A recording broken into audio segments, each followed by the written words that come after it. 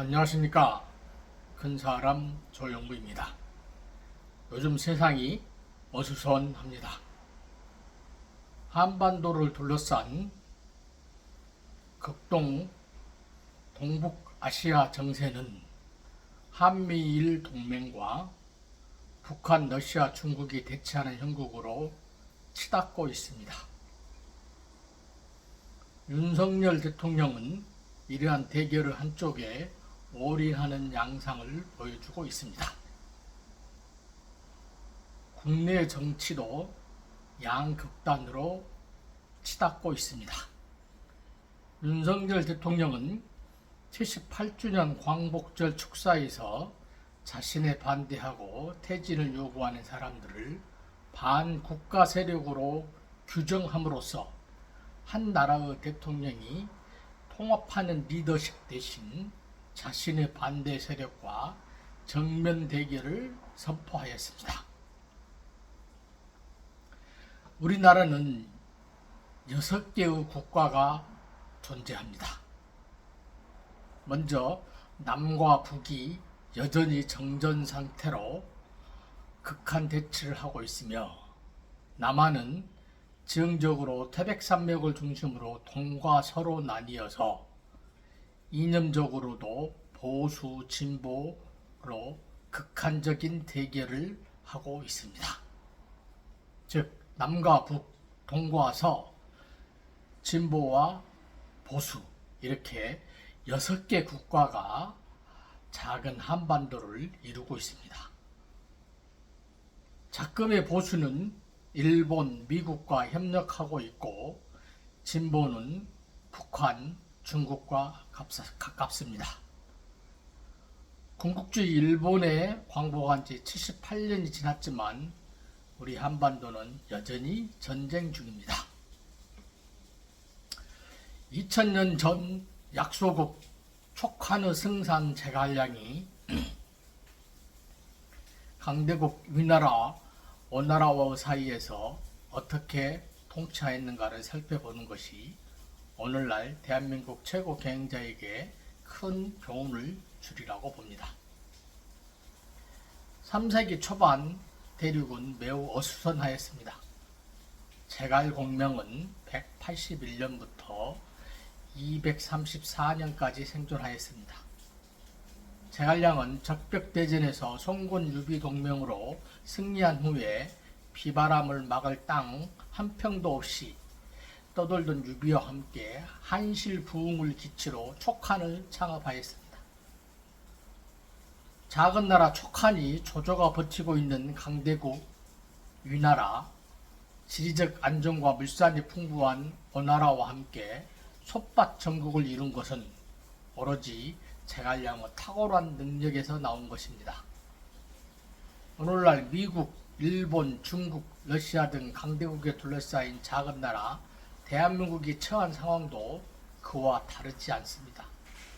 제갈 공명과 같은 불세출의 정치인이 나와서 이 난국을 타개해 주길 간절하게 바랍니다. 청렴결백으로 재임이나 사후에도 탄핵을 받지 않는 무결점, 군주와 국가의 충성, 통섭과 융화부 학문, 뛰어난 지략과 병법을 겸비한 문무겸장, 탁월한 행정으로 재상주의 정착 등이 제갈량의 정체성입니다. 제갈량이 모든 분야에서 뚜렷한 두각을 나타내는 팔방미인이 된 것은 어린 시절 학문과 예술을 꽃피운 형주의 문화적 혜택을 누렸기 때문입니다. 그곳에서 서서와 같은 여러 신진사대부와 교류하였고, 사마이, 풍구, 황송원 같은 뛰어난 학자에게 가르침을 받았습니다. 공자는 군자는 그릇 같은 존재가 되어서는 아니 된다고 하였습니다. 제갈량은 책 쏘고 지식뿐만 아니라 세상 만물의 법칙과 일상의 다방면에 정통했습니다. 이는 어느 한 가지 쓰임새로만 사용되는 그릇이 되기를 거부했기에 와룡이 승천하여 천하를 호령할 기회를 잡을 수 있었습니다. 제갈량은 모든 지식을 융합할 줄 알고 하나를 배우면 열을 깨우치며 나아가 그것을 자신에게 맡겨 활용하고 새로운 결과를 창조할 수 있었습니다. 그는 저서 논제자를 통하여 제자 백과와 학문에 대해서 예리한 지적을 하기도 했습니다. 제갈량은 저서 계자서에서 통찰력을 얻을 수 있는 비결은 담박과 영정이라 했습니다. 그는 아들에게 이런 훈계를 남겼습니다. 군자의 행실은 고요함으로 몸을 닫고 검소함으로 덕을 기른다. 담박함이 아니고는 뜻을 밝게 할 수 없고 고요함이 아니면 먼 데까지 이르지 못한다. 제갈량이 엄격한 통치를 했음에도 불구하고 그를 원망한 백성들은 없었습니다. 이는 그가 인화를 중시하였기 때문입니다. 천시는 지리만 못하고 지리는 인화만 못하다. 부연 설명이 필요 없는 너무나 유명한 말입니다.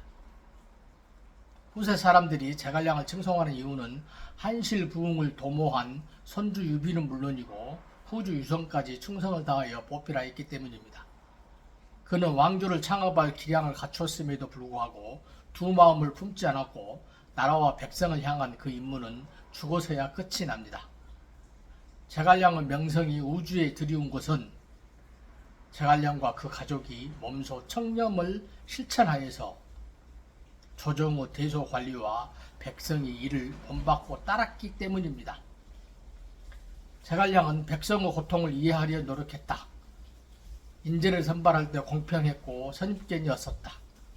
자신에게 엄격했고 잘못을 인정하는 데 용감했다.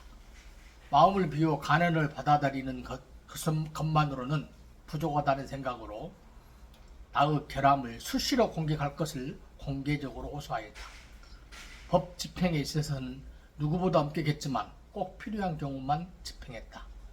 형벌은 스스로 죄를 인정하는 자에게만 가해졌다. 그 시대에는 하늘을 우러르며 미신이 만연했다. 그런 시대에도 제갈량의 사상은 과학적이고 진보적이었다. 따라서 인간의 노력을 믿었다. 제갈량 평전에 나온 이야기입니다. 제갈량의 철학과 윤리사상 바탕에는 유과, 법과, 도가 등 제자법과 사상이 자리하고 있습니다. 그러나 그는 그 사상 한 일면만 보지 않고 전체를 보았습니다. 현재를 보면 통섭과 융화부 학문을 추구한 것입니다. 그리하여 그는 모든 면에서 문제를 해결할 수 있었습니다. 그 핵심 내용은 하나, 담박 영정이다. 담박은 마음이 깨끗하고 맑은 순수함, 영정은 마음이 평온하고 조용한 경지로 이를 통해서 통찰력을 얻게 됩니다. 담박 영정은 노장 사상의 염담무욕에서 유래합니다. 노자는 도덕경 8장에서 물은 만물을 이롭게 하면서도 다투지 않고 사람들이 싫어하는 낮은 곳에 머문다.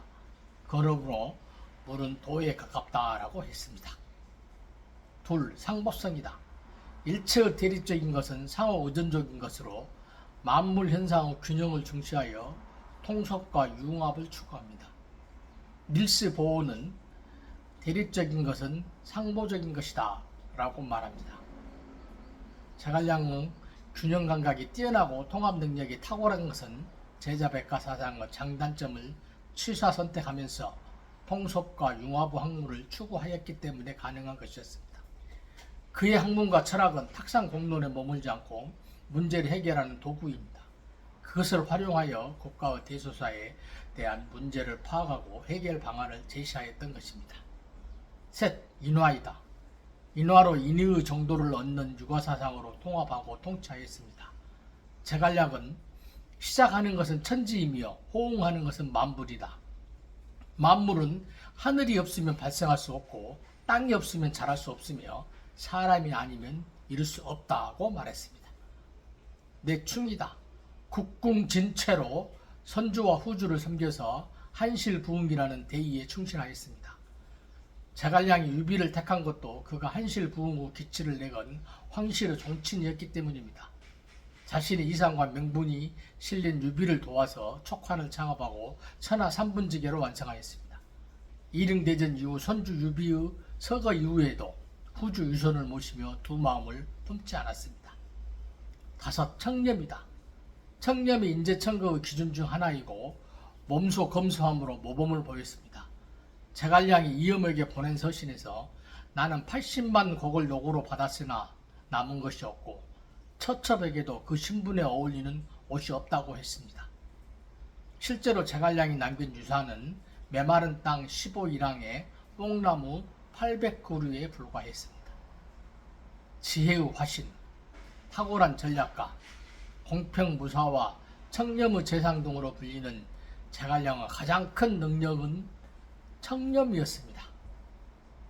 그는 혼란의 시대를 종식하고 평화로운 새로운 시대를 이끄는 국가를 만들고 싶어 했습니다. 제갈량은 신화와 역사의 시비를 넘어서 극한의 경지에 이른 인물입니다. 명수우주, 즉 그의 명성이 우주에 드리웠다. 제갈량에게 드리는 최고 찬사입니다.